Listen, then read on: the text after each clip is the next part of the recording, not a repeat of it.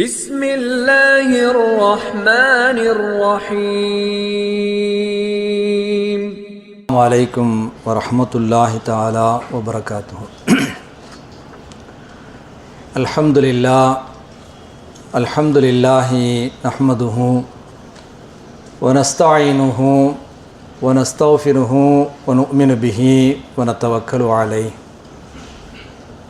ونعوذ بالله من شرور أنفسنا ومن سيئات أعمالنا. من يهده الله فلا مضل له ومن يضلله فلا هادي له.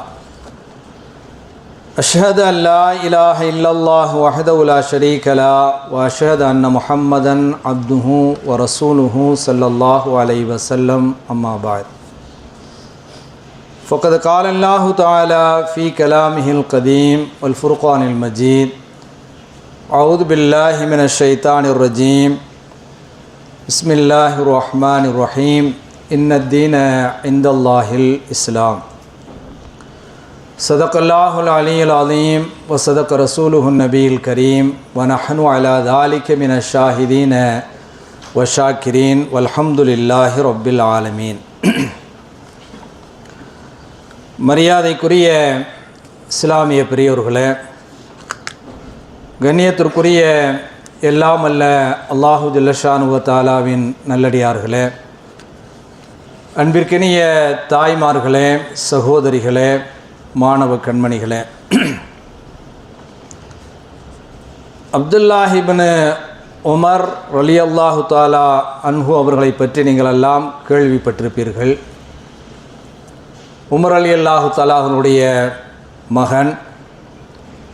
நபி ஸல்லல்லாஹு அலைஹி வஸல்லமுடைய வஃபாத்துக்கு பின்னாடி, தன்னுடைய தந்தை உமர் ரலியல்லாஹுடைய அந்த வஃபாத்துக்கு பின்னாடி இந்த அப்துல்லாஹ் இப்னு உமர் ரலியல்லாஹு தஆலா அவர்கள் வாழக்கூடிய ஒரு காலகட்டத்தினிலே அவர்கள் சொன்ன ஒரு செய்தி, அன்றைய தினத்தினிலே, அதாவது ரசூல் ஸல்லல்லாஹு அலைஹி வஸல்லமுடைய அந்த காலத்தை அவர் குறிப்பிடுகிறார். அன்றைய தினத்தினிலே பணத்தை விட மனிதன் இதே போல அவனுடைய உறவு பெரிதாக கருதப்பட்டது. பணங்காசுகளை விட, செல்வங்களை விட மனிதனும் அந்த மனிதனுடைய உறவும் பெரிதாக கருதப்பட்டது, பெரிதாக மதிக்கப்பட்டான். ஆனால் இன்றைக்கு நாங்கள் வாழ்ந்து கொண்டிருக்கக்கூடிய இந்த காலகட்டத்தினிலே மனிதனை விட பணம் பெரிதாக கருதப்படுகிறது என்கிற ஒரு வார்த்தையை அப்துல்லாஹ் இப்னு உமர் ரலியல்லாஹு தஆலா அவர்கள் குறிப்பிட்டு காட்டுகிறார்கள். இது என்ன ஒரு பெரிய விஷயமா என்று நீங்கள் கேட்கலாம். அதாவது நாம் சிந்தித்து பார்க்க வேண்டும். நபி ஸல்லல்லாஹு அலைஹி வஸல்லமுடைய இந்த தலைமுறை, சஹாபாக்களுடைய தலைமுறையும் சிறந்த தலைமுறை, அதுக்கு அடுத்த அந்த தலைமுறையும் மிகச்சிறந்த ஒரு தலைமுறை. ஆனால் அந்த மிகச்சிறந்த தலைமுறையிலே வாழ்ந்த அப்துல்லாஹ் இப்னு உமர் ரலியல்லாஹு தஆலா அவர்கள் அப்படி சொல்லியிருக்கிறார்கள் என்று சொன்னால், அன்றைய காலகட்டத்தினுடைய அப்படியான ஒரு நிலை ஏற்பட்டிருக்கிறது என்று சொன்னால், நாம் வாழக்கூடிய இந்த காலகட்டத்தினுடைய எப்படியான ஒரு சூழல் இருக்கும் என்பதை நாம் எண்ணி பார்க்க கடமைப்பட்டிருக்கிறோம். எனவே இந்த மனித உறவு சம்பந்தமாக அவ்வப்போது நாம் ஒருவருக்கொருவர் பரஸ்பரம் பரிமாறிக்கொள்ள வேண்டிய ஒரு காலகட்டத்திலே நாம் வாழ்ந்து கொண்டிருக்கிறோம். அந்த வகையில்தான் கடந்த முந்தைய மாதங்களிலே நம்மை பெற்று வளர்த்து ஆளாக்கிய அந்த பெற்றோருடைய உறவை நாம் எவ்வாறு பேண வேண்டும் என்கிற வகையிலே சில செய்திகள் உங்களுக்கு முன்னால் பரிமாறப்பட்டது. இன்றைய தினத்திலே அதே மனித உறவிலே நமக்கு பக்கத்திலே வாழக்கூடிய அண்டை அயலார் இருக்கிறாங்களா இல்லையா, அந்த அயலாருடைய விஷயத்திலே நாம் எவ்வாறு நடந்து கொள்ள வேண்டும் என்கிற விஷயத்தை இந்த ஜும்மாவிலே நாம் எண்ணி பார்க்க கடமைப்பட்டிருக்கிறோம். பொதுவாக இன்றைய சூழ்நிலையிலே இந்த அயலான் உறவு எப்படி இருக்கிறது என்று நாம் முதல் கட்டமாக தெரிந்து கொள்ள வேண்டும். நகர்ப்புறத்தை நாம் எடுத்துக்கொண்டோம் என்று சொன்னால், அங்கே படித்தவர்கள் நிறைய இருக்கிறார்கள். அவ்வாறு அந்த படித்தவர்களுக்கு பலரும் அறிமுகமாக இருக்கிறார்கள், நிறைய பேர் அறிமுகமாக இருக்கிறார்கள். எங்கேயோ இருக்கக்கூடிய ஆட்கள் எல்லாம் அவர்களுக்கு அறிமுகமாக இருக்கிறார்கள். ஆனால் அவருக்கு நமக்கு பக்கத்திலே அண்டை விட்டார் யாரா இருக்கிறார் என்கிற விஷயம் தெரியாமல் இருக்கிறது. இது நகர்ப்புறத்தினுடைய ஒரு நிலையாக இருக்கிறது. அதே சமயத்தினுடைய எங்களை போன்ற அந்த கிராமப்புறத்திலே உள்ள அந்த அயலான் உறவு, அண்டை உறவை நாம் யோசித்து பார்க்கிற பொழுது எப்போது பார்த்தாலும் அது சண்டை உறவாகத்தான் இருக்கிறது. அதாவது இதற்குத்தான் சண்டை போட வேண்டும் என்ற விவஸ்தை இல்லாத அளவுக்கு சின்ன சின்ன பிரச்சனைகளுக்கெல்லாம் சண்டை போட்டு கொண்டிருக்கக்கூடிய ஒரு காட்சியை கிராமப்புறத்திலே என்ன செய்கிறோம், நம்ம பார்க்கிறோம். நகர்ப்புறத்திலே வாழக்கூடியவர்கள் அண்டை வீட்டாரை பற்றி அறிமுகமே இல்லாமல் இருக்கிறார்கள். கிராமப்புறத்தை பொறுத்த அளவில் எப்போது பார்த்தாலும் அவர்களோடு சண்டையிட்டு கொண்டிருக்கக்கூடிய ஒரு காட்சியை நாம் பார்த்து கொண்டிருக்கிறோம். அப்படியான ஒரு காலகட்டத்திலே நாம் வாழ்ந்து கொண்டிருக்கிறோம். இன்றைக்கு விஞ்ஞானம் வளர்ச்சி அடைந்திருக்கிறது. ஆனால் மனித உறவு ரொம்ப வீழ்ச்சி அடைந்திருக்கக்கூடிய ஒரு காலகட்டத்திலே நாம் வாழ்ந்து கொண்டிருக்கிறோம். உலகமயமாக்கல் என்பதாக சொல்கிறார்கள். இதே போல உலகம் எங்களுடைய உள்ளம் கையிலே வந்துவிட்டது என்பதாக பெருமை அடித்துக் கொண்டிருக்கிறார்கள். இந்த குளோபல் வில்லேஜ் என்கிற வகையிலே பிரபஞ்சமே ஒரு கிராமமாக சுருங்கிவிட்டது என்பதாக சொல்லி காட்டுகிறார்கள்.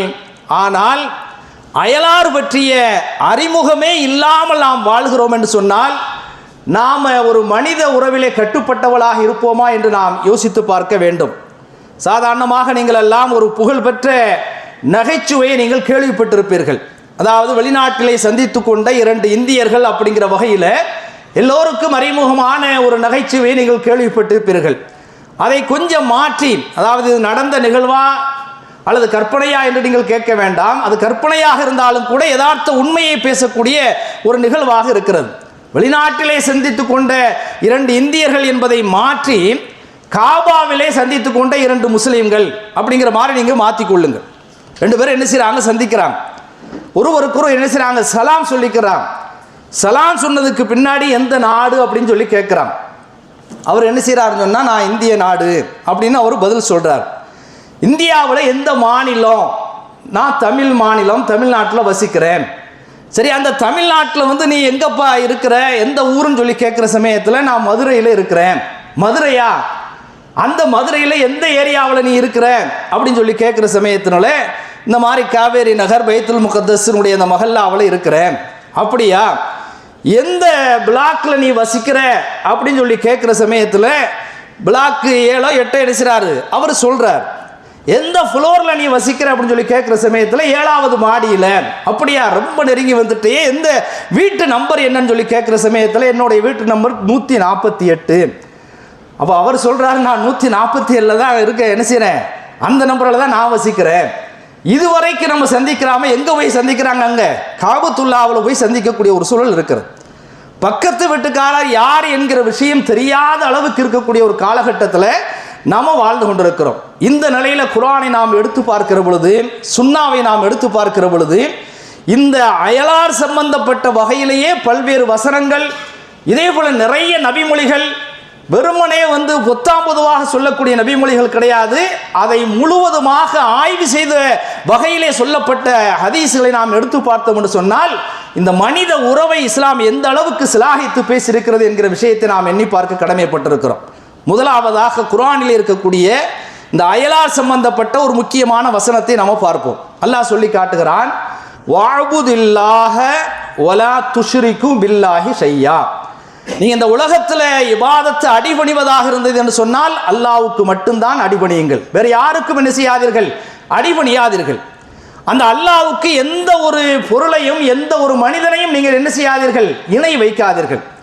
அடுத்து அல்லாஹ் சொல்லி காட்டுகிறான், ஒபில் வாலிதைனி இஹ்சானா, பெற்றோருக்கு நீங்கள் நன்மை செய்யுங்கள். ஒபிதில் குர்பா, உறவினர்களுக்கு நன்மை செய்யுங்கள். ஒல் யதாமா, தாயும் தந்தையும் இல்லாமல் இந்த உலகத்திலே தவிக்கக்கூடிய அனாதை குழந்தைகளுக்கு நீங்கள் என்ன செய்யுங்கள், நன்மை செய்யுங்கள். ஒல் மசாக்கீன், ஏழை எளிய மக்களுக்கு நீங்கள் என்ன செய்யுங்கள், நன்மை செய்யுங்கள். ஒல் ஜாரிதில் குர்பா, சொந்த உறவில் இருக்கக்கூடிய அண்டை அயலார் இருக்கிறாங்களா இல்லையா, அவர்களுக்கும் நீங்கள் நன்மை செய்யுங்கள். ஒல் ஜாரில் ஜுனுபீன், கொஞ்சம் தூரத்தில் இருக்கக்கூடிய அந்த உறவுகளிடத்திலும் என்ன செய்யுங்கள், அந்த அண்டை விட்டாரிடத்திலும் நீங்கள் என்ன செய்யுங்கள், நல்லபடியாக நடங்கள். வசாஹிபி பில் ஜம்பீன், உங்களோடு பயணித்து வரக்கூடிய அந்த பயணிகள் இருக்கிறாங்களா இல்லையா, அவங்கள்ட்டையும் நினைச்சீங்க நீங்க நன்மை செய்ய நல்லபடியாக நடந்து கொள்ளுங்கள். ஓபனி சபீலீன், வழிபோக்கர்கள், அதாவது நாம பார்க்காத வகையில் இருக்கக்கூடிய இந்த வழிபோக்கர்கள் இருக்கிறாங்களா இல்லையா, அவங்களிடத்துல என்ன செய்யுங்க நீங்க நல்லபடியாக நடந்து கொள்ளுங்கள். ஒமா மலக்கத்து ஐமானுக்கும், உங்களுடைய வழக்கரம் எதை சொந்தமாக்கி கொண்டதோ, அதாவது அடிமைகள், இப்போதுள்ள சூழ்நிலையில் நாம் வேலைக்காரர்களை சொல்லி காட்டலாம், இவர்களிடத்திலாம் நீங்கள் நல்லபடியாக நடந்து கொள்ளுங்கள், நன்மை செய்யுங்கள் என்பதாக அல்லாஹு ஜல்ல ஷானு வ தஆலா அல் குர்ஆன் ஷரீஃபிலே சூரத்து நிசாவிலே 36வது வசனமாக சொல்லி காட்டுகிறான். இந்த வசனத்தில் ஒரு 10 செய்தி அல்லாஹ் சொல்லி காட்டுகிறான். அதில் முதலாவது செய்தி அல்லாஹ்வுக்கு வழிபடுவது, இணை வைக்காமல் இருப்பது. இது முதல் செய்தி. அடுத்ததாக பின்வரக்கூடிய 9 நபர்களுக்கு நீங்க என்ன செய்யணும், உபகாரம் செய்யணும், நன்மை செய்யணும். அப்படிங்கிற வகையில் பெற்றோரை அல்லாஹ் குறிப்பிடுகிறான், உறவினர்களை குறிப்பிடுகிறான், அனாதைகளை குறிப்பிடுகிறான், ஏழைகளை குறிப்பிடுகிறான், நெருங்கிய அயலாரை குறிப்பிடுகிறான், தூரமாக இருக்கக்கூடிய அயலாரை குறிப்பிடுகிறான், பயண தோழர்களை அல்லாஹ் குறிப்பிடுகிறான், நாடோடிகளாக இருக்கக்கூடிய வழிபோக்கர்களை அல்லாஹ் குறிப்பிடுகிறான். இதே போல அடிமைகள், பணியாளர்களை, வேலைக்காரர்களை அல்லாஹ் என்ன செய்கிறான், குறிப்பிட்டு காட்டுகிறான். இந்த 9 நபர்களிலே 5ஆவதாக 6ஆவதாக இருக்கக்கூடிய அந்த அயலார் சம்பந்தப்பட்ட செய்திகளை நாம் கொஞ்சம் எண்ணி பார்க்க கடமைப்பட்டிருக்கிறோம். இந்த வசனத்திலே குறிப்பிட்டிருக்கக்கூடிய அந்த அயலார் சம்பந்தமாக மௌலானா மௌதூதியை பற்றி நீங்களாம் கேள்விப்பட்டிருப்பீர்கள். அவர் சொல்லி காட்டுகிறார், இந்த அயலார் அப்படின்னு சொன்னால் நமக்கு பக்கத்தில் இருக்கக்கூடிய அண்டை வீட்டார் மாத்திரம் வரமாட்டாங்க. யாரெல்லாம் வருவாங்கன்னு சொல்லி அவங்க ஒரு பட்டியல் போடுறாங்க. அருகில் அமர்ந்துள்ள ஒரு பயண தோழர், ஒரு பஸ்ஸில் போகிறோம், ட்ரெயினில் போகிறோம் அல்லது ஃப்ளைட்டில் போகிறோம், நம்ம பக்கத்தில் உட்கார்ந்து இருக்கிறாரா இல்லையா, அந்த தோழரும் இந்த அண்டை அயலாருடைய லிஸ்ட்டில் என்ன செய்வார், அவர் வருவார். நீண்ட தூர பயணம் கிடையாது, ஒரு சின்ன அளவில் இருக்கக்கூடிய பயணமாக இருந்தாலும் அந்த பயண தோழரை என்ன செய்கிறார், அண்டை அயலாருடைய லிஸ்ட்டில் வருகிறார். எங்காவது எப்போதாவது நம்முடன் சிறிது நேரம் உட்கார்ந்திருந்தாலும் கூட அவரும் என்ன செய்கிறார், அந்த அண்டை அயலாருடைய லிஸ்ட்டில் வருகிறார். உதாரணமாக நம்ம கடைத்தெருக்கு போகிறோம், அதே பாதையில் நடந்து வரக்கூடிய இன்னொருவர் நமக்கு பக்கத்தில் நடந்து வருகிறார், அவரும் எந்த லிஸ்ட்டில் வருகிறார், இந்த அண்டை அயலாருடைய லிஸ்ட்டில் வருகிறார். அது மாத்திரமல்லாமல் கடையில் நாம் நிற்கிற சமயத்தினால நமக்கு பக்கத்தில் இருக்கக்கூடிய இன்னொரு வாடிக்கையாளர் இருக்கிறாரா இல்லையா, அவரும் கூட இந்த அண்டை அயலாருடைய லிஸ்ட்டில் வந்துகிறார் என்பதாக மௌலானா மௌதூதி அவர்கள் ஒரு வித்தியாசமான விளக்கத்தை என்ன செய்கிறார்கள், சொல்லி காட்டுகிறார்கள். இதே போல நீங்கள் சையது சுலைமான் நதுவி அவர்கள் தாங்கள் எழுதிய அந்த சீரத்து நபவியில ஒரு செய்தியை சொல்லி காட்டுகிறார். மதரசாவில் இதே போல ஸ்கூலில் காலேஜில் ஒன்றாக படிக்கிறாங்களா இல்லையா, இவர்களும் அந்த அண்டை அயலாருடைய லிஸ்ட்டில் என்ன செய்கிறார்கள், வருகிறார்கள். 2 மாணவர்களும் ஒன்றா படிக்கிறாங்க, ஒரே கிளாஸ்மேட்டாக இருக்கிறாங்க, ஒரே ரூம்மேட்டாக இருக்கிறாங்க, அவங்களும் இந்த அண்டை அயலாருடைய லிஸ்ட்டில் என்ன செய்கிறார், வந்து விடுகிறார்கள். ஒரு கம்பெனியில் என்ன செய்கிறாங்க, 2 பேர் சேர்ந்து பணிபுரிகிறார்கள், 2 பணியாளர்கள், அவர்கள் என்ன செய்யறாங்க, அவங்களுக்கு மத்தியில் பிரச்சனை வருமா இல்லையா, அவங்களும் அந்த நிலையில் பார்க்கிற சமயத்தில் அண்டை அயலாருடைய லிஸ்ட்டில் வருகிறார்கள். இதே போல ஒரு கடையில் வேலை பார்க்கக்கூடிய 2 கடைநிலை ஊழியர்கள் கூட இந்த அண்டை அயலாருடைய லிஸ்ட்டில் வந்து விடுகிறார்கள். பயணத்தில் அருகருகே அமர்ந்திருக்கக்கூடிய 2 பயணிகள் கூட அந்த அண்டை அயலாருடைய லிஸ்ட்டில் வந்து விடுகிறார்கள். ஆக கிளாஸ்மேட்டும் அண்டை அயலார், இதே போல பக்கத்து சீட்டில் இருக்கக்கூடிய ஆளும் அந்த அண்டை அயலார் அப்படிங்கிற வகையில் அவர்கள் விளக்கம் சொல்லி காட்டுகிறார்கள். இப்போ அடுத்ததாக நாம் தெரிந்து கொள்ளக்கூடிய ஒரு விஷயம், இஸ்லாம் ஒரு அற்புதமான ஒரு மார்க்கம். இந்த அண்டை அயலாரை ஒரு 3 வகையாக பிரிக்கிறது. நம்ம நிறைய கேட்டிருக்கிறோங்க, எல்லாம் கேட்காத விஷயத்தால் நம்ம பேசலை. ரஹ்மத்துல்லாஹி அலைஹி ஏதோ புதுசாக நமக்கு சொல்கிறாங்க நீங்கள் நினைக்கக்கூடாது, எல்லாமே கேட்டிருக்கிறோம். அந்த கேட்ட அந்த விஷயங்கள் நம்முடைய ஆழ் மனதில் பதிந்து அது நம்முடைய செயல்பாட்டில் வெளிப்படாத காரணத்தினால் ஒரு வகையில் திரும்ப திரும்ப ஒரு நினைவூட்டலாகத்தான் சொல்லப்படுகிறது. இந்த அண்டை அயலார 3 வகையாக நபிகள் நாயகம் ஸல்லல்லாஹு அலைஹி வஸல்லம் என்ன செய்றாங்க, பிரிக்கிறாங்க. எப்படி பிரிக்கிறாங்கன்னு சொன்னா, அல் ஜீரானு ஸலாஸத்துன், அண்டை வீட்டுக்காரங்க 3 வகையாக இருக்கிறார்கள். ஜாருல்லஹு ஹக்குன் வாஹித், ஒரு அண்டை அயலார் அவருக்கு ஒரே ஒரு உரிமை மாத்திரம் இருக்கிறது, ஒரே ஒரு உரிமை மாத்திரம் இருக்கிறது. வஹுவா அதுனல் ஜீரானி ஹக்கா, இவர்தான் ஆக தாழ்ந்த நிலையில் இருக்கக்கூடிய ஒரு அண்டை அயலார். அடுத்து சொல்றாங்க ஜாருல்லஹு, இன்னொரு அண்டை வீட்டார் இருக்கிறாங்க, ஹக்கானி, அவங்களுக்கு 2 உரிமைகள் இருக்கிறது. இன்னொரு ஜாருல்லஹும், இன்னொரு அண்டை வீட்டார் இருக்கிறார், சலாசத்து ஹுகூக், 3 உரிமைகள் இருக்கிறது அப்படிங்கிற வகையில் சொல்லிட்டு வஹுவ அஃதலுல் ஜீரானி ஹக்கா, இவர்தான் சிறந்த வகையில் இருக்கக்கூடிய அந்த உரிமை படைத்தவர் என்கிற வகையில் நபிகள் நாயகம் ஸல்லல்லாஹு அலைஹி வஸல்லம் சொல்லிட்டு ஒவ்வொரு ஆட்களாக ரசூல் ஸல்லல்லாஹு அலைஹி வஸல்லம் வந்து அப்படியே விவரிக்கிறாங்க. ஒரு சின்ன பிள்ளைக்கு பாடம் நடத்தக்கூடிய வாத்தியார் போல ரசூல் ஸல்லல்லாஹு அலைஹி வஸல்லம் விவரிக்கிறாங்க. ஃபஅம்மல்லதி லஹு ஹக்குன் வாஹிதுன், ஒரே ஒரு உரிமை மாத்திரம், ஹக்கு மாத்திரம் இருக்கக்கூடிய அந்த அண்டை விட்டார் யார் என்று சொன்னால் ஃபஜாரும் முஷ்ரிக், இந்த இணை அல்லாஹ்வுக்கு இணை வைக்கக்கூடிய, இறைவனை மறுக்கக்கூடிய அந்த அண்டை வீட்டாருக்கு வந்து லா ரஹமலஹு, அவருக்கு சொந்தம் இல்லை, ஆனால் பக்கத்து வீட்டுக்காரர் ஒரு இணை வைக்கக்கூடியவராக இருக்கிறார், அவர் வந்து இறை மறுப்பாளராக இருக்கிறார், அல்லது வேறு ஏதாவது கொள்கையுடையவராக இருக்கார், இருந்தாலும் கூட லஹு ஹக்குல் ஜார், அண்டை வீட்டார் அப்படிங்கிற ஒரே ஒரு உரிமை அவருக்கு இருக்கிறது என்று நபிகள் நாயகம் ஸல்லல்லாஹு அலைஹி வஸல்லம் சொல்லி காட்டுகிறார். அடுத்து சொல்றாங்க அம்மல் ஜார் உள்ளதே ஹக்கானி, 2 உரிமைகள் உள்ள அந்த அண்டை வீட்டுக்காரர் யார் என்று சொன்னால் ஃபஜாருன் முஸ்லிமன், ஒரு முஸ்லிமான அண்டை வீட்டுக்காரர், லஹு ஹக்குல் முஸ்லிம், முஸ்லீம் அப்படிங்கிற ஒரு உரிமை இருக்கிறது, முஸ்லீமுக்கு நாம் என்னவெல்லாம் நாம் செய்யணுமோ கடமைகள் இருக்குதோ அந்த உரிமைகள் அவருக்கு நெஞ்சிரும் வந்துடும். வஹக்குல் ஜவாரி, இந்த அண்டை வீட்டுக்காரர் அப்படிங்கிற வகையில் 2 உரிமைகள் அவருக்கு இருக்கிறது என்று ரசூல் ஸல்லல்லாஹு அலைஹி வஸல்லம் சொல்றாங்க. அடுத்து சொல்றாங்க அம்மல்லதி லஹு சலாசத்து ஹுகூக், 3 உரிமைகள் உள்ள அண்டை வீட்டுக்காரர் யார் என்று சொன்னால் ஃபஜாருன் முஸ்லிமுன் து ரஹம், அவர் அண்டை வீட்டுக்காரராக இருப்பார், முஸ்லீமாக இருப்பார், நம்முடைய சொந்தக்காரராக இருப்பார், நம்முடைய நெருங்கிய சொந்தக்காரராக இருப்பார், இவருக்கு வந்து லஹு ஹக்குல் ஜவார், அண்டை வீட்டுக்காரர் அப்படிங்கிற ஒரு உரிமையும் இருக்கிறது, வஹக்குல் முஸ்லீம், முஸ்லீம் என்று சொல்லப்படக்கூடிய அந்த உரிமை இருக்கிறது, வஹக்குர் ரஹம், உறவினர் சொந்தம் அப்படிங்கிற வகையில் அந்த 3 உரிமைகள் இருக்கிறது என்று சொல்லி நபிகள் நாயகம் ஸல்லல்லாஹு அலைஹி வஸல்லம் அவர்கள் வந்து இந்த அண்டை வீட்டுக்காரரை 3 வகையாக ரசூல் ஸல்லல்லாஹு அலைஹி வஸல்லம் என்ன செய்றாங்க, பிரிக்கிறாங்க. அடுத்ததாக ஒரு கேள்வி, 2-3 மாசமா நம்ம சுல்தான் பாய் வரல, அவங்களுக்கு ஒரு கேள்வி நம்ம என்ன செய்யணும், வைக்கணுமா இல்லையா? அண்டை வீடுன்னு சொன்னா நம்ம பக்கத்தில் எத்தனை வீடு வரும்? இங்கே இருக்கிறாரு, எங்கே பக்கத்துல எல்லாம் எங்கே தூரமாக இருக்குமா தெரியுது, அந்த மாதிரி தெரிஞ்சு சொல்லுங்க. அண்டை வீடுன்னு சொன்னா எத்தனை வீடு?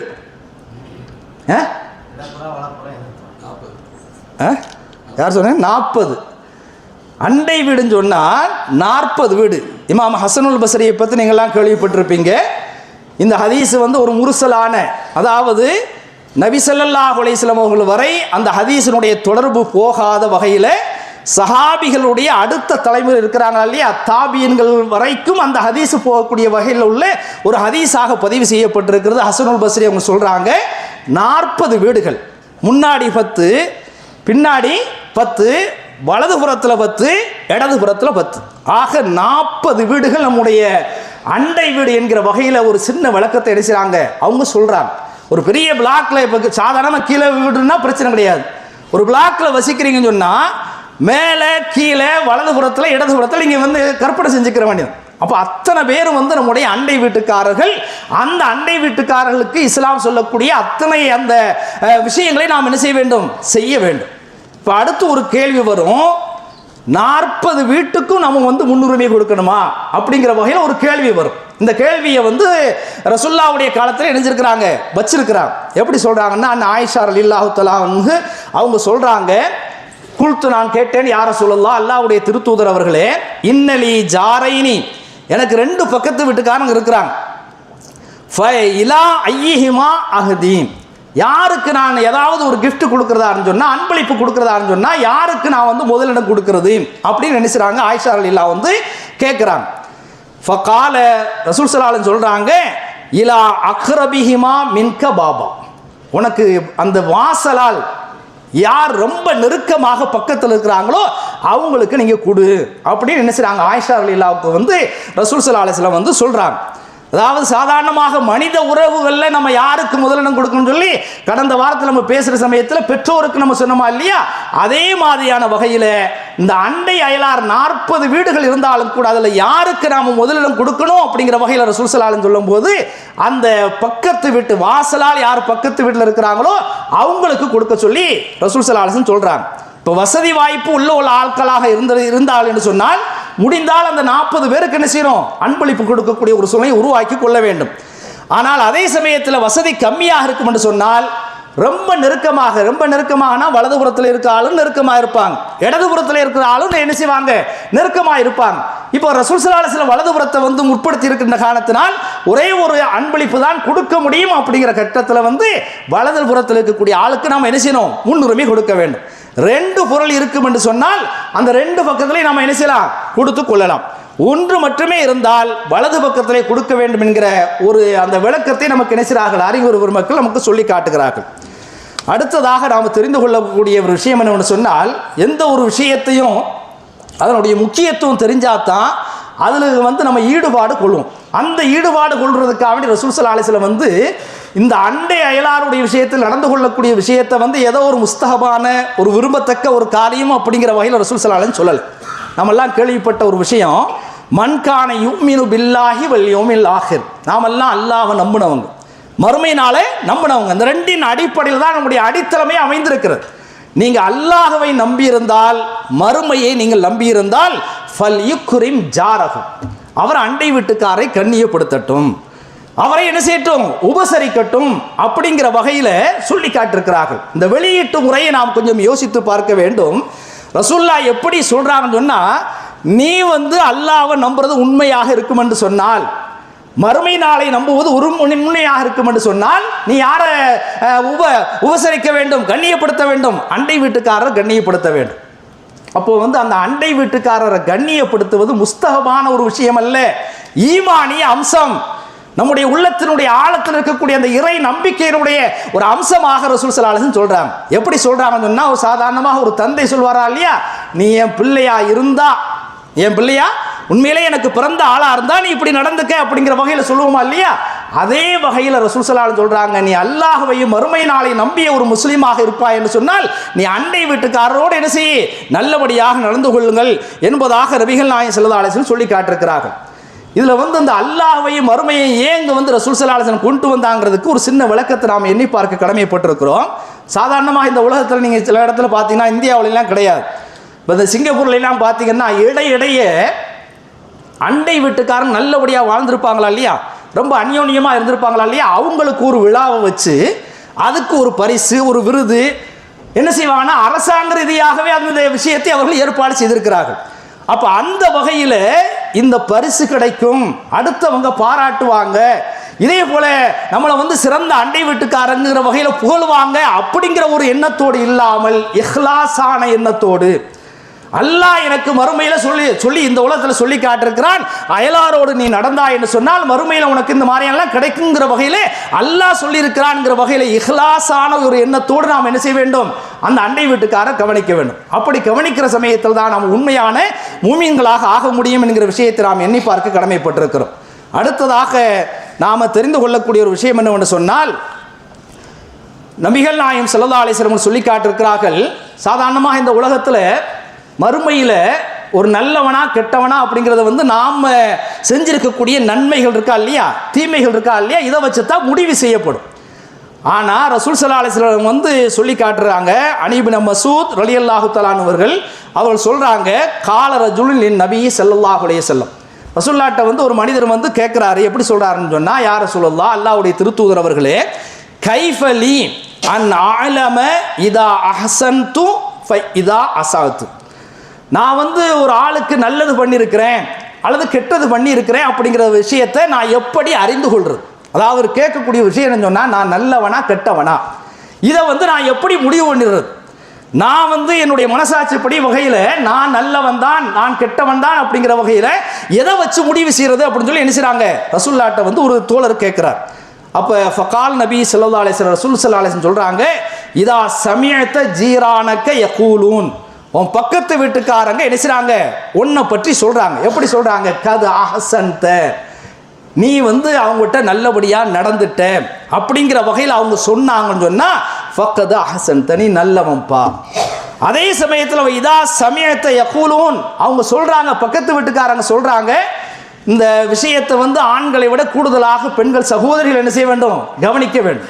அந்த பக்கத்து வீட்டுக்காரர்கள் வந்து இவன் மோசமாக நடந்தான் அப்படிங்கிற வகையில் அவங்க சொன்னாங்கன்னு சொன்னா ஃபக்கத அசாத்த, நீ வந்து மோசம் செஞ்சுட்ட.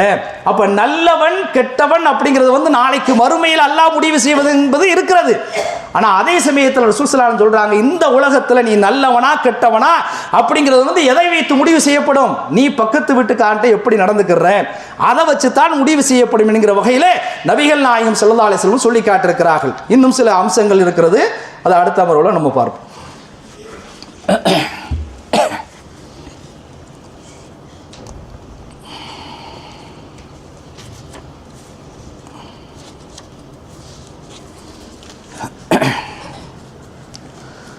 அஸ்ஸலாமு அலைக்கும் வரஹ்மத்துல்லாஹி தஆலா வபரகாத்துஹு.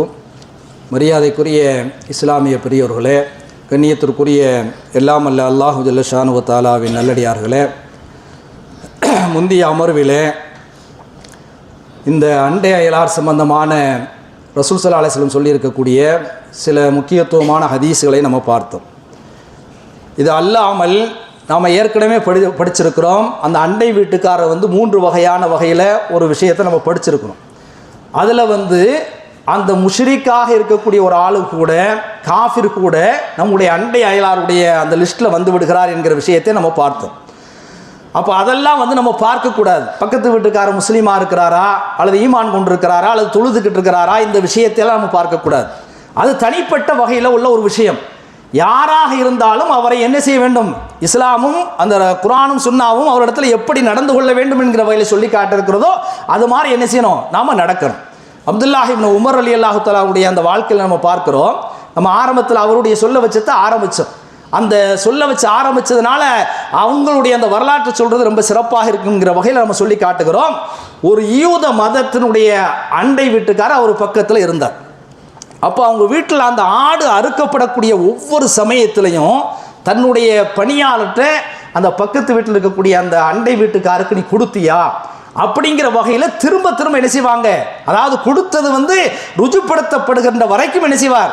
அவர் திரும்ப திரும்ப சொல்லிக்கொண்டே இருப்பார் என்கிற வகையில் ஒரு செய்தியை நாம் என்ன செய்கிறோம்? நம்ம பார்க்கிறோம். எந்த அளவுக்குன்னு சொன்னால், அந்த சொல்லப்பட்ட அந்த ஆள், ஏவப்பட்ட ஆள் வந்து ஒருவேளை இந்த அண்டை வீட்டுக்கார அந்த யூதரை வந்து சொத்துல ஒரு வாரிசு ஆக்கி விடுவாரோ என்று எண்ணக்கூடிய அளவுக்கு ரசூல் ஸல்லல்லாஹு அலைஹி வஸல்லம் அந்த மாதிரி சொல்லியிருக்கிறாங்களா இல்லையா? அப்போ அந்த அளவுக்கு வந்து அவங்க திரும்ப திரும்ப சொல்லிக்கொண்டே இருந்தார் என்கிற விஷயத்தை நாம் எண்ணி பார்க்க கடமைப்பட்டிருக்கிறோம். இதெல்லாம் நம்ம பார்க்குற சமயத்தில் இந்த அண்டை வீட்டுக்காருக்கு ஏன் இவ்வளவு பெரிய முக்கியத்துவம் கொடுக்கணும் அப்படிங்கிற ஒரு கேள்வி வரும். யாருக்கும் கொடுக்காம இந்த அண்டை வீட்டுக்காருக்கு இந்த அளவுக்கு முக்கியத்துவம் ஏன் கொடுக்கணும் அப்படிங்கிற ஒரு கேள்வி வரும்.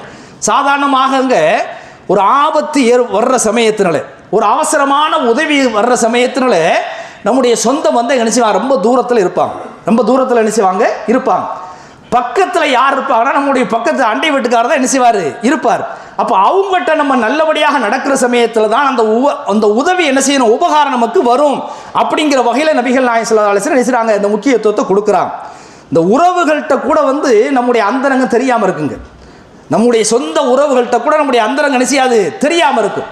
ஆனால் இந்த பக்கத்து வீட்டில் உள்ள ஆளுக்கு நம்முடைய அந்தரங்கம் பூரா தெரியும். அந்த வகையில் ரசூல் ஸல்லல்லாஹு அலைஹி வஸல்லம் அதுக்கு முக்கியத்துவம் கொடுத்துருக்குறாங்க. இதை விட மிக முக்கியமான ஒரு காரணம் என்னன்னு சொன்னால், இந்த இஸ்லாம் வந்து ஒரு அமைதியான ஒரு சமூக கட்டமைப்பு வந்து உருவாக்கணும்னு நினைக்கிறது. அது எங்கேருந்து ஆரம்பிக்கும்? பக்கத்து வீட்டிலேருந்து ஆரம்பிக்கும். அண்டை வீடு முதல்ல சரியாக இருக்கணும். அண்டை நாடு சரியாக இருக்க வேண்டும். அண்டை காடு இருக்காலையா, விவசாயங்களை போன்ற அந்த கிராமப்புறத்தில் வந்து அண்டை காடு என்ன செய்யணும்? சரியாக இருக்கணும். அந்த பக்கத்து காட்டுக்காரன் இருக்கான் இல்லையா, அவன் ஒழுங்காக இருந்தால் தான் பிரச்சனை இல்லாமல் இருக்கும். அப்போ அண்டை வீடு, அண்டை நாடு, அண்டை காடு இது எல்லாம் சரியாக இருந்தால் தான் ஒரு சமூகத்தை வந்து சரியான முறையில் பிரச்சனை இல்லாத ஒரு சமூகத்தை கட்டமைக்க முடியும். அப்படிங்கிற வகையில் நபிகள் நாயகம் ஸல்லல்லாஹு அலைஹி வஸல்லம் வந்து கூடுதலான ஒரு முக்கியத்தை என்ன செய்யறாங்க? கொடுத்துருக்கிறாங்க. ரசூல் ஸல்லல்லாஹு அலைஹி வஸல்லம் சொல்லுவாங்க, அழகான முறையில் சொல்லி காட்டுவாங்க, மின் சஆதத்தில் மர்இல் முஸ்லிமீன், அதாவது ஒரு நிம்மதியான வாழ்வுக்கான ஒரு அடையாளமாக ரசூல் ஸல்லல்லாஹு அலைஹி வஸல்லம் சொல்லி காட்டிருக்கிறாங்க. 3 விஷயத்தை சொல்லி காட்டிருக்கிறாங்க. சலாசத்து 3 விஷயம் வந்து ஒரு மனிதன் நிம்மதியாக இருக்கிறான் என்பதற்கு ஒரு அடையாளம். முதலாவது அல் மஸ்கனுல் வாசியா, விசாலமான வீடு, நெருக்கடி இல்லாத ஒரு வீடை என்ன செய்யணும்? நம்ம எப்படியாவது கட்டிக்கிறோம். அதை வந்து ரசூல் ஸல்லல்லாஹு அலைஹி வஸல்லம் சொல்லி காட்டிருக்கிறாங்க. 2வது வல் ஜாரு சாலிஹ், அதாவது நல்ல அண்டை வீட்டுக்கார நமக்கு என்ன செய்யணும்? நம்முடைய வாழ்க்கையில் அமையணும். 3வதாக வல் மர்கபுல் ஹனி, முரண்டு பண்ணாத வாகனம். ரசூலுல்லாஹ்வுடைய காலத்தில் என்ன இருந்துச்சு, எல்லாமே ஒட்டகம் இதே போல் குதிரைகள் தான் இருந்துச்சு. அப்போ அந்த முரண்டு பண்ணாத அந்த வாகனம் பக்கத்தில் இருக்கக்கூடிய நல்ல அண்டை வீட்டுக்காரர், விசாலமாடு, நெருக்கடி இல்லாத வீடு, இந்த மூன்றும் ஒரு மனிதனுக்கு அமைந்து விட்டது என்று சொன்னால் அதுதான் அவனுடைய நிம்மதியான வாழ்வுக்கு அடையாளம் என்று நபிகள் நாயகம் ஸல்லல்லாஹு அலைஹி வஸல்லம் சொல்லி காட்டிருக்கிறார்கள். இந்த இடத்துல அந்த விசாலமாடு வீடு என்பதற்கு என்னுடைய ஹஸரத் அவர்கள் ஒரு அழகான விஷயத்தை சொல்லி காட்டுவாங்க. விசாலமாடு வீடுன்னு சொன்னால் நீங்கள் பெரிய அரண்மனை பங்களா அப்படின்னு நினைக்காதீங்க. அங்கே உள்ள வீட்டில் இருக்கக்கூடிய ஆட்கள் இருக்கிறாங்களா இல்லையா, அவங்களுடைய உள்ளம் விசாலமாக இருக்கும். அவங்களுடைய உள்ள பரந்த மனப்பான்மையாக இருக்கும். நிறைய வீட்டில் நீங்கள் பார்த்தீங்கன்னா பெரிய வீடாக இருக்கும், பெரிய பங்களாவாக இருக்கும். அங்கே வசிக்கக்கூடிய ஆட்களுடைய உள்ளம் சுருகி இருக்கும். அப்போ அங்கே பிரச்சனை அதிகமாக இருக்கும். ஆனால் ஒரு 10க்கு 10 தான் வீடு இருக்கும். ஆனால் அவங்களுடைய கணவன் மனைவி பிள்ளைகளுடைய மனசெல்லாம் என்ன செய்யும், விசாலமாக இருக்கும். சிங்கப்பூரில் நான் பார்த்துருக்கிறேன், ஐயூப் என்று சொல்லப்படக்கூடிய ஒரு சகோதரர். உண்மையிலேயே ஒரு பெரிய ஆச்சரியமாக இருக்கும். கிட்டத்தட்ட ஒரு 3 பெண் மக்கள் 4 ஆண்கள் என்று நினைக்கிறேன். இப்போயும் பார்க்கிறேன், ஒரு அந்யோன்யமாக இந்த சொத்து பிரச்சனை இதே போல வேறு எந்த விதமான பிரச்சனை இல்லாமல் தனித்தனியாக வாழ்கிறார்கள். ஒவ்வொரு சமயத்திலும் வாரத்தில் மாசத்தில் ஒன்று கொடுக்கிறார்கள். ஒரு சின்ன பிரச்சனை கூட இல்லாமல் அவர்கள் வாழ்ந்து கொண்டிருக்கக்கூடிய ஒரு காட்சியை நம்ம பார்க்கிறோம். காரணம் என்ன, அந்த உள்ளம் விசாலப்படுறது. அதில் குறிப்பாக மேலே இருக்கக்கூடிய அந்த தாய்மார்களுக்கு இந்த உள்ளம் விசாலப்பட வேண்டும். அப்படி விசாலமாக இருந்தது என்று சொன்னால் வீட்டில் எந்த பிரச்சனையும் வராது. அந்த வகையில் நாம் எண்ணி பார்க்க கடமைப்பட்டிருக்கிறோம். இந்த முரண்டு பண்ணாத வாகனம் அப்படிங்கிற வகையில் நாம் பார்க்கிற சமயத்தினாலே நாம் பயணிக்கக்கூடிய அந்த வாகனம் மட்டுமல்ல, நம்மோடு சேர்ந்து பயணிக்கிற மனைவி மக்கள் அத்தனை பேரும் என்ன செய்யணும், முரண்டு பண்ணாமல் இருந்தால் என்று சொன்னால் எந்த பிரச்சனையும் கிடையாது. ஆக அந்த வகையில் இந்த ஜும்மாவுடைய அந்த நிலையில் அந்த அண்டை வீட்டார் சம்பந்தமான குர்ஆனுடைய வசனம், அதனுடைய முக்கியத்துவத்தை நாம் என்ன செய்கிறோம், நம்ம படிச்சிருக்கிறோம். இது ஒரு நீண்ட வகையில் பேசப்படக்கூடிய ஒரு அம்சம். ஏற்கனவே நம்ம பெற்றோருடைய அந்த விஷயத்தை பற்றி பேசுகிற சமயத்தில் முதல் ஜும்மாவில் என்ன செஞ்சோம், அதனோட முக்கியத்துவத்தை பேசிட்டு அந்த பெற்றோரிடத்தில் எப்படி நடக்கணும் நடக்கக்கூடாது அப்படிங்கிற வகையில் அடுத்த வாரத்தில் நம்ம பேசணுமா இல்லையா. இதே போல இந்த அண்டை வீட்டுக்காரத்தில் நாம் எப்படி நடக்க வேண்டும் எப்படி நடக்கக்கூடாது அப்படிங்கிற விஷயத்தை இன்ஷா அல்லாஹ் அடுத்த மாதம் நாம் பார்ப்போம். நாம் இன்றைக்கு எதை கேட்டோமோ எதை சொன்னோமோ அதன்படி நடப்பதற்குண்டான தௌஃபீக்கை எல்லாம் அல்லாஹ் ஜல்ல ஷானஹு வ தஆலா உங்களுக்கு எனக்கும் தந்தல் புரிவானாக. வாஹிர் தாவானா அல்ஹம்துலில்லாஹி ரப்பில் ஆலமீன். அஸ்ஸலாமு அலைக்கும்.